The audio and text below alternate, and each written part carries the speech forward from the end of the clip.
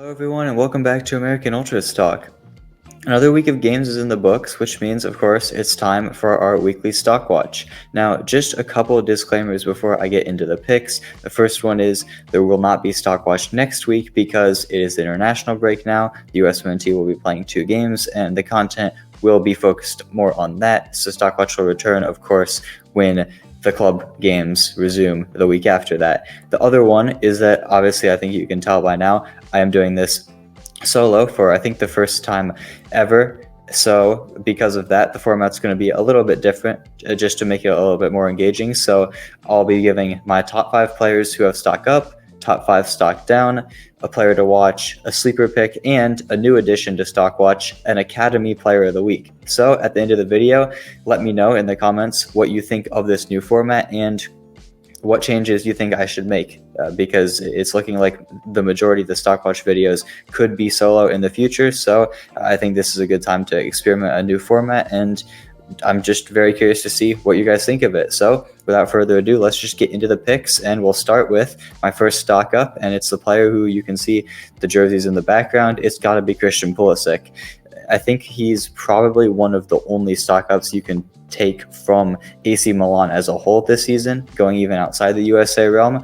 Got a goal the week before, just got an assist this past weekend against Lazio, who, if we go back to last season, remember the incidents that he had with them. He's got a bit of a history, so it was nice for him to get an assist against them this weekend. Perfectly placed corner onto the head of Strahinja Pavlovic on, I believe, his debut for the club. No, it was his second game for the club. But regardless, nice assist from Pulisic, back-to-back goal contributions. And as a whole, I think he was really the only one who you could tell was putting in the effort, and you could tell has the quality that AC Milan desire. They obviously benched Rafa Leao and Teo Hernandez, which was a huge decision from the manager. And did it pay off? I think it kind of varied. Leao did come off the bench and score, so it definitely got to him. But I think overall Milan has started the season very disappointingly.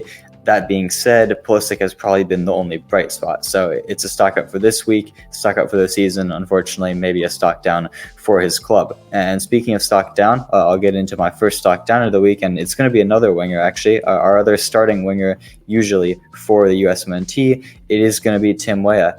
And this is a hugely unfortunate one because he did start the season on a very surprising high. Obviously, he started in Juventus's season opener in Serie A against Como, scored a beautiful goal starting at right wing, but he did get injured in that game, had to come off at halftime, hasn't played since. It's looking like he will come back from injury after the international break, and if it was based on his form, it would be a good sign that he could be coming back into the starting lineup. However, Juventus did just sign 2 new wingers in Francisco Conceição, who I think is such a great talent. The Portuguese winger was part of their squad at the Euros this summer. Honestly, one of my favorite young wingers to watch in the world. And, of course, they also brought in Nico Gonzalez from Fiorentina, the Argentine international. I think it's pretty safe to assume that those 2 will be the starting wingers for the majority of the season, unless Weah can really impress off the bench, or of course Mbangula, the youngster they've been starting at left wing, if he can continue to impress because he started the season well as well, maybe they'll get back in. But I think the injury just came at the worst possible time for Tim Weah. He's not even in the USMNT camp. Luckily for him, all of our other winger options were injured. Kevin Paredes, Luka Kolyasha is with Italy, Zendejas is injured. I think there's another one that I'm forgetting as well. But it could have been an opportunity for someone to come in and maybe even fight to take his spot with USMNT. Luckily for him, that doesn't look to be the case. However, at the club level, it looks like his spot will be taken, so it does have to be a stock down, unfortunately.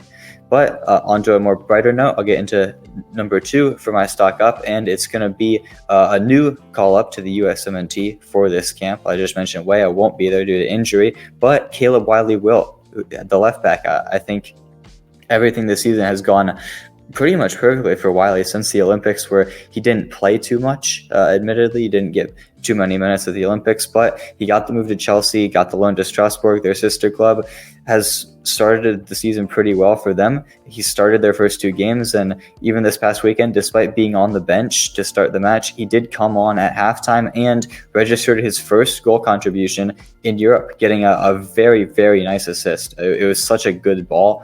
Unfortunately, Strasbourg did end up bottling the game, ended up losing 4-3. Another fun note on that game, Tanner Tessman did make his debut for Lyon, so nice thing to see there as well. But I think from Wiley, showing the adversity even after getting benched after a solid but unspectacular first 2 games of the season as a starter, coming in and making that instant impact, getting his assist, first of, I'm hoping and I'm assuming what will be many this season and for the rest of his career. It's great to see him off the mark. And from a USMNT perspective as well, he's getting called into the A team for the first time. I think he's been in Camp Cupcake in the past, but I mean, let's be honest, that doesn't really count for much. And now he'll be battling it out with Christopher Lund for the backup left back spot. They're the only 2 in the camp. Jedi Robinson was rested. So it's really the perfect opportunity now for him as an informed player in a top 5 league to show the new coaching staff. I know Pochettino won't be coaching this tournament, but I'm sure not tournament camp, sorry. But I know he'll be keeping a close eye on it, watching it closely. And if Wiley can outperform Lund, I expect to have a lot more USMNT call-ups in the near future and maybe even in 2026 as well. Who knows? But into a more negative note now, and another sad one, and it's actually pretty similar to the Tim Weah situation. I'm going to pick Leonard Maloney for my next stock down, and again, it's due to injury. I have heard that he was supposed to be called up to the USMNT camp before picking up an injury this past weekend in Heidenheim's very dominant 4-0 win. And it's just a shame because, again, the injury coming at the worst possible time. From a club perspective, Heidenheim are absolutely flying. They just qualified for Europe for, I believe, the first time ever, which I'm pretty sure I'm right on that because last season was their first Bundesliga season ever. And the Heidenheim upward trajectory, the miracle run, just seems to continue. I mean, they're doing so well. Maloney was a crucial part in them actually qualifying for the Europa Conference League, starting both matches, starting the second leg against BK Häcken, Christopher Lund's former club, in the playoff for that they ended up winning and qualifying for the Conference League. Started again over the weekend against Augsburg, but like I said, had to come off towards the end of the first half due to injury. It's a back injury after a collision. He should be back relatively soon. However, again, it comes at a bad time from the USMNT perspective because, as we all know, our usual number 6, Tyler Adams, is injured. Another option, Tanner Tessman, like I just mentioned when I was talking about Wiley, he just made his debut for Lyon. He's still getting settled into the club, so he wasn't called up to the USMNT. That leaves an open spot for Maloney to come in and stake his claim to a USMNT spot alongside, of course, Johnny Cardoso. But since the injury, Aiden Morris was called in instead, and I mean, he's been playing so well for Borough. He could be stuck up every single week. That's how well he's been playing. So giving him now the opportunity that Maloney has, I think, could be a huge regret for Maloney come later in this season. Although, again, there's not much he could do about it, but it does have to be a stock down, unfortunately. Now moving into my third stock up, and it's going to be another new player to the USMNT roster. I think there's a little bit of a theme here with my picks, but it's going to be Diego Cochin, the goalkeeper. And again, it's a stock up for club and country, just like it was for Caleb Wiley, and just like it was for the stock down perspective for Tim Weah and Leonard Maloney. Cochin is kind of firing on all cylinders now. There was a lot of uncertainty about the level he was going to play at this season because, as we recall, last year he was a mainstay on the Barcelona first team matchday squads. He was always there on the bench, but he didn't really get any minutes because he was always with the first team, never with the second team, where he could have potentially got some valuable minutes. Only, I think, played 1 game for the second team, actually, and it was in the UEFA Youth League. They ended up losing that.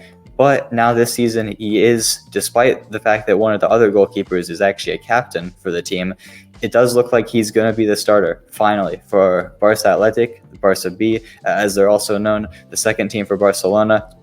He is going to be the starter for them for the foreseeable future, and I think that's huge for his development because I think we all know how big of a prospect he is. I've personally been singing his praises for so long, campaigning for him to get the USMNT call-up, and I'm so happy that the manager I assume Mikey Varas was the one making the calls. I'm so happy he listened to me, because I think Cochin truly has the potential to be, if he keeps progressing, our goalkeeper for 2026, most definitely for 2030 and beyond. So it's so nice to see him getting called up here, getting his first chance with the USMNT. It's also nice because Barcelona, who have blocked his call-ups to the youth teams in the past, they can't do anything about this one because it's a senior team call-up in a FIFA window. So sucks to suck, Barcelona. He's going to be ours. And unfortunately for Barca and Spain, of course, the youth national teams have been wanting him for a while. He's going to be for us now, and hopefully he stays with us for a while. So it's going to be a stock up for Diego Cochin, and hopefully we can continue to see him progress throughout the season, and maybe we'll even see some minutes for him in the USMNT camp. Who knows? But now onto my third stock down of the video, and it's going to be two players. I did this back in the first stock watch of the season where I picked two players for stock up. It was the Barnsley boys then. This time it's going to be the Westerlo boys for stock down, and both for slightly different but kind of similar reasons. I'll start with the right back, Brian Reynolds. I think he's actually had a pretty solid start to the season, so it's not performance related, but I am going to have to give him a stock down because despite his good start to the season, and despite the fact that Serginho Dest, our starting right back, is still out for the foreseeable future with a torn ACL, it's looking like he's going to be out for the rest of the calendar year, come back early 2025. Despite all of that, Brian Reynolds still was not called up to the USMNT. And not only that, someone who's in his league got called up instead, Marlon Fossey for Standard Liège. If you look at the advanced stats, Reynolds has been having a better season in basically every category than Fossey in the same league. So a little bit of a head scratcher there. I'm not saying I don't like the Fossey call-up. If you watched my USMNT roster reaction video, go check that out if you haven't. I think you'll see that I actually am a fan of calling up Marlon Fossey. It's nice to see his good work recognized, but from Reynolds' perspective, he's kind of at an all-time high, and the fact that he couldn't have been at the Olympics because Westerlo didn't release him, and now that he's not getting involved in the USMNT this camp, it just seems like two missed opportunities back-to-back at the national team level, so it's going to have to be a stock down for him.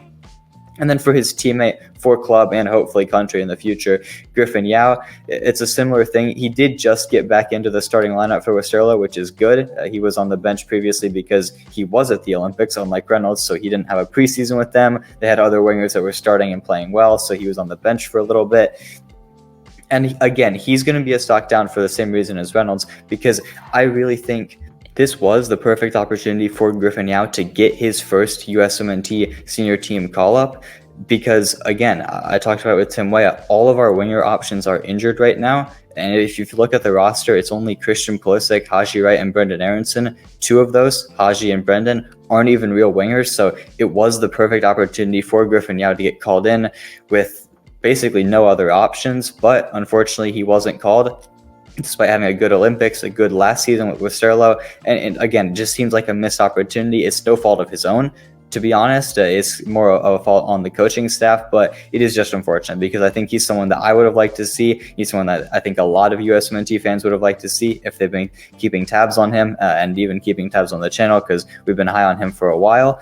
But again, for both of these guys, it's nothing due to their playing time or their form or anything like that. It's just a missed opportunity not getting called up to the USMNT for this camp. Hopefully they'll be in the roster for October. I think that would be a good chance to integrate them and some of the other guys that missed out on the camp. But for now, it does have to be a stock down. Hopefully they can get back to stock up after the international break and once they go back to playing with Westerlo. Now for the fourth stock up, back on a more positive note, it's going to be a player who could have been at the Olympics. He was in one of the camps before the tournament, the last one actually. It's going to be Damian Downs. I think it's been really nice to see his step up this season for Cologne, stepping up from, of course, last season. He broke into the first team a little bit, had a couple games off the bench, scored two very clutch goals for them, and now he's been trusted as a full-time starter. And Cologne have been doing very, very well to start the year. They've got 4 matches in. They're 2 wins, 1 draw, and 1 loss. So a very positive record. And Damian Downs finally, despite being very involved in the attack in the other games, finally got his first goal contribution in this past weekend against Schalke.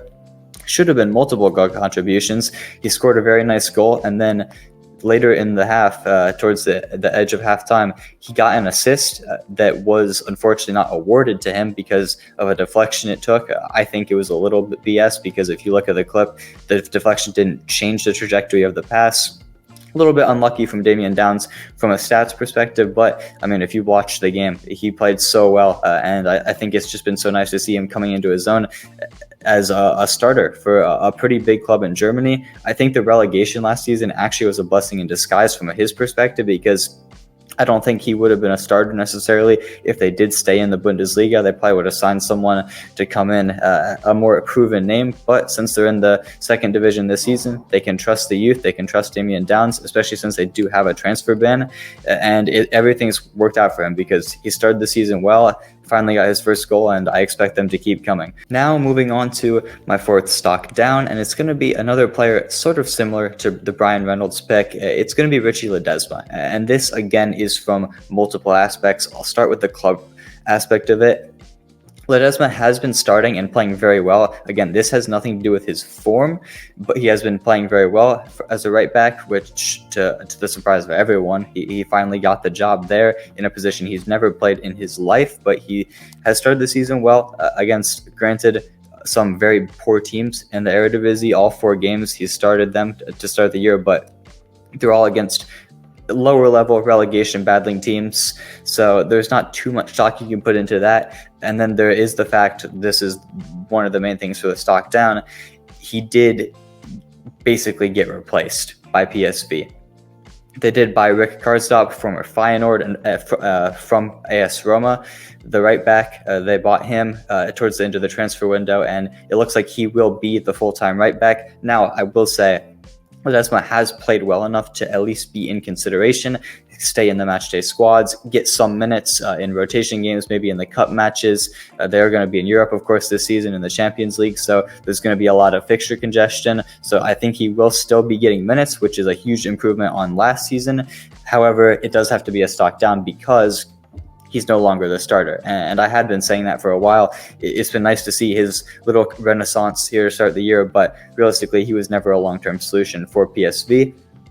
And I think the other aspect of that is this was the form of his life at a new position, who, like I said, for Reynolds, the right back spot was up for grabs. Marlon Fossey ended up getting it, but because there was no Dest, it was open to players like Ledesma, like Reynolds, like even maybe Nathan Harriel, who was at the Olympics, and I thought had a couple good games there, albeit a little bit disappointing into it. The fact that Ledesma was playing the best soccer, football of his career, and still it didn't warrant a call-up, I think is concerning for his future stocks if he wants to represent the USMNT, which I think it's safe to say he does, considering how proudly he was wearing the American flag last season in PSV's title celebrations. It just looks like a challenging path for him. Not impossible necessarily if he can carve out a spot at right back somewhere else. I just don't think it's going to be at PSV. And the other worrying thing that I also forgot to mention that contributes to the stock down is that I did hear that PSV did try to get him a move, but there was no one at a high enough level that was actually interested in him, so he ended up staying. He's going to be the backup right back probably now for PSV. Not a horrible situation to be in, but considering that this was basically the peak of his form and it basically didn't lead to anything for him, it is going to have to be a stock down, unfortunately. But now, moving on to my final stock up of the week, and it's going to be a bit of an old name. Honestly, it's one that I think a lot of people have forgotten about, but maybe we need to think about again. It's going to be Julian Green. He started the season on an absolute tear. It's been ridiculous. He just scored his first non-penalty goal of the season this past weekend in a very dominant 4-0 win over Jan Regensburg in the Zweite Bundesliga, the second division of Germany. He also has 2 penalty goals to start the season. He won man of the match in his first 3 games of the year. And in the next 2, including this past weekend, he was very, very good. 3 goals already to start the year. He's just been in sensational form for a Greuther Fürth team that could potentially be pushing for promotion back to the Bundesliga this season. And if they continue to push for that, even if they don't get promotion, I think Julian Green is worthy of consideration for the USMNT. If we look at the last roster, I'm going to be completely honest. I mentioned this in the roster reaction video. I didn't want to see Luca de la Torre with the team. I just am not convinced on what he brings to the national team, and especially the fact that he seems to be a little bit out of favor at Celta Vigo. I said in that video I would have liked to see some of the young guys get integrated, like Busio if he wasn't injured, McGlynn, Ruckus Puxtis. One name I left out that I probably should have mentioned, and I'm mentioning now, is Julian Green. He is a center mid, a box-to-box, a number 8, and I just think that I know he's a little bit more of an attacking one, but our 6 options are so deep that I think we can get away with playing him in a double pivot if we're going to go with the 4-2-3-1 that I think we should. And it's just something new. I mean, he was with us for 2014. He's with us 2016. The last time he was with the national team was 6 years ago in 2018. And like we saw with Marlon Fossey, despite maybe even if your call-up was 5 years ago, if you're playing good for your club, if your form is at an all-time high, you can still get called back in. So I think Julian Green could be a very trendy sleeper pick for the next USMNT roster. It would have been nice to see him this time around, but hopefully in October he gets consideration, because if he continues to have this form, I really think he could potentially help the national team. But on a more negative note, before we get into the players to watch for this coming week, I have to mention my last stock down, and it is going to be, I hate to do this because it is a little bit repetitive. I mentioned Reynolds, I mentioned Ledesma. I'm going to go to the other side of the defense now and go for a left back, John Tolkien. And this stock down is again for multiple reasons. And I'll start with the main one, which is the lack of a transfer. There was interest from Europe in John Tolkien, and we did mention this in some of our transfer update videos that have been happening throughout the summer. By the way, a big one is coming, a recap of the whole window, so stay tuned to that. You're not going to want to miss it. It's going to be a huge video, a long one, covering everything. One of the best videos we've ever released. So definitely keep your post notifications on for that if you don't have them on already. But back to John Tolkien, there was European interest in him. However, the New York Red Bulls, despite being a team that realistically doesn't have much of a chance at winning anything in MLS this season, decided to keep him for the rest of the season to try to make a push in the playoffs that I don't think will end up happening. They're just not at the level of some of the top teams in the East, but they decided to keep him, which helps them maybe a little bit, but it really hurts John Tolkien, because instead of having a season in Europe, he'll go there in midseason. January transfers are always a lot riskier because you're going into an established team.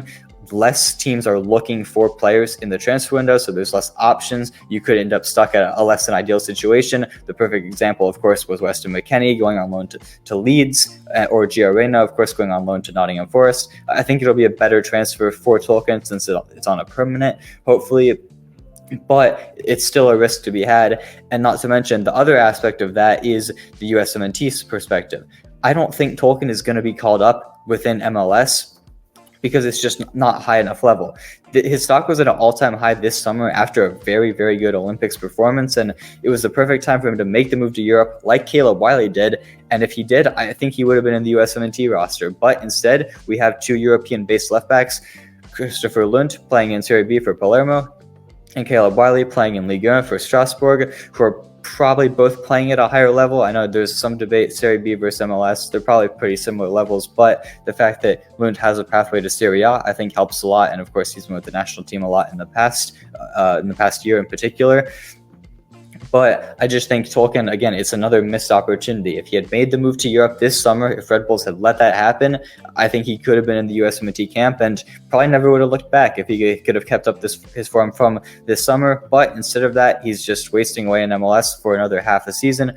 Hopefully he gets a good move in January, because I do rate his potential, and I think he could potentially be a USMNT option if he lands on the right spot. But with all of that out of the way, all of the stock ups and downs, let's get into the fun stuff. And I'll start with the Academy Player of the Week, since it is focused on last week, and then go into the player to watch and sleeper pick for this coming week. And for the inaugural, the first ever Academy Player of the Week, I'm going to give it to Mathieu Albert, the 15-year-old who moved from LA Galaxy's academy this summer to Borussia Dortmund and has started on an absolute tear. This past weekend for the U17s, he had a goal and 2 assists in their 4-0 win, and he's just been lighting it up, already a starter for them, playing so well in every game. He's going to be part of the U17 group for the US that plays a tournament in this coming international break, so watch those games if you can. He's part of an insanely talented group that's 08s and 09s.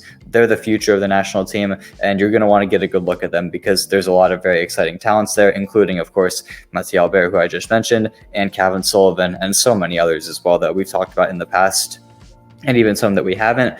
But not only that, from the USMNT perspective, he also made his debut for Dortmund's U19s. As a 15-year-old, he made his debut for them in the youth DFB Pokal, which is played for the youth teams in Germany, the U19s, and it's just hugely impressive. I think as an 09 playing 3 years up for their U19s, I think it just shows the confidence and how highly they rate him within the Dortmund system. I think I've even seen some comparisons to Pulisic. You see my Dortmund Pulisic jersey in the background. I think it's such an exciting time to be a USMNT fan and maybe even a Dortmund fan, because we have players like this coming up. He even came on, I think he came on in extra time in that game. It went 120 minutes. They were playing Bayer Leverkusen. Unfortunately, ended up losing in the penalty shootout, but Mathieu Albert did score his penalty. It was such a well-taken penalty off the crossbar and in, just so composed. Again, for his age, just incredible things to see. And if he continues to keep up this trajectory, who knows, maybe he even makes his way to the first team before Cole Campbell, which is absolutely insane to say, but the way that things are going, it could happen. So very deserved Academy Player of the Week, the first ever, to Mathieu Albert from Dortmund. Hopefully he can keep up his good form for the rest of the year. Now getting into the players to watch for this coming week, the last part of the video, where again, if you're new here, I give you one player to watch from a mainstream perspective and then one sleeper pick to watch for this coming week. Now, since it's an international break, it's a little bit different, and I'll start with my sleeper pick that is a little bit more of a sleeper now because he might be gone from the USMNT pool. Esmir Baraktarovic has been called up to Bosnia and Herzegovina's national team. He will be with their main team, of course, for their 2 games in, I think it's the Nations League that they're playing in against 2 pretty high-profile European nations. I couldn't tell you off the top of my head who those 2 are. I can't remember, but regardless, he's going to be in their camp. I think he's probably going to make his debut for them. He won't get cap-tied yet because, of course, to be cap-tied, you need to play in 3 senior team games. One of them has to be official, which Nations League does count towards that. Not a friendlies don't, but any other competition does. However, of course, he can't play 3 games in a 2-game camp, but I think it's a very bad sign from a U.S. perspective. I think it's been pretty clear for a couple months now that he has been preferring Bosnia, and unfortunately, he finally makes the jump to their senior team, and I think he's probably going to be there to stay. So we might be losing Esmir, but he is still one to keep an eye on because he is a U.S. product. He's an MLS product. Regardless of whether he plays for us or not, it's looking like he won't. It's still fun to track his progress and see what could have been. I like to do that with some of the dual nationals we've lost. It even makes it for a fun video in a couple years from now, seeing how many dual nationals we lost and where they ended up. We made one like that last year. Another one could be coming this coming season. Who knows? Just let me know if you want to see something like that in the future. But I think he's going to be the sleeper pick to watch. And then for the main one, I'm going to pick someone, of course, from the USMNT camp, and it's going to be the player who I think has the most pressure on him. And it's going to be Aiden Morris, because like I mentioned when I was talking about Leonard Maloney for a stock down, the CDM position is wide open right now. It's our deepest position, but since Adams isn't there, Tessman isn't there, Maloney isn't there, this is the opportunity for Aiden Morris to come in and not only right his wrongs from last summer. He was at the Gold Cup, was very, very poor in the group stage, and ended up leaving due to personal reasons. He also wasn't the greatest in the U23 cycle leading up to the Olympics. Of course, wasn't released for that because he had just made his move to Middlesbrough, but didn't get the opportunity there. Now he gets the opportunity for the USMNT in this camp. And if he gets enough minutes, which I think he will, I'm hoping he'll start at least the game against New Zealand, maybe come off the bench against Canada. Maybe he'll even start against Canada. That would be a fun storyline because, as we all know, Aiden Morris is also Canadian. He has the dual nationality, and he ended up picking the USA over them. So it'd be a fun story to see him come on, maybe play well against his other nation. But I think he has the most to prove. There's pressure on him from his past performances, and there's pressure on him to stake a spot because he is one of the few players who have been integrated in, kind of like the 2 stock ups that I had, Caleb Wiley and Diego Cochin. There's a couple others as well, but this is his first opportunity with the A team, and really it's just his opportunity to take. And if he continues to do well in this camp, And for Middlesbrough, which I have faith that he will, maybe he'll be called up for October and then keep getting called up. And who knows, maybe against all the odds, he could be an option for 2026. It'd be very interesting to see. But with all that done, that's going to be it for today's video. Let me know what you think. Let me know in the comments. Please tell me what you think of the new format. Since it's, of course, solo, I decided to switch it up a little bit. Let me know what you think of the Academy Player of the Week. It's not always going to be a European player because MLS Next is starting, I think, this coming weekend. So sometimes it'll be someone from MLS Next. Sometimes it'll be someone from a European academy. Maybe I could even do one of each. Just let me know what you want. I'm always open to feedback and ways to make these videos better and more entertaining for you guys. So just leave your comments if there's something you want changed from the format. And of course, let me know your thoughts on the players as well, how they performed this past week. Is there anyone from stock up that I missed, someone from stock down that I missed, someone for this coming camp that you're really looking forward to watch? Let me know all of it. I'll be replying to everyone in the comments. So I'm very curious to see what you guys think. But make sure to like and subscribe if you enjoy the content. It really helps out the channel. It would mean a lot. It's free. It just takes a couple seconds, a click of a button. So please consider doing it if you'd enjoy the video. And I'll see you next time.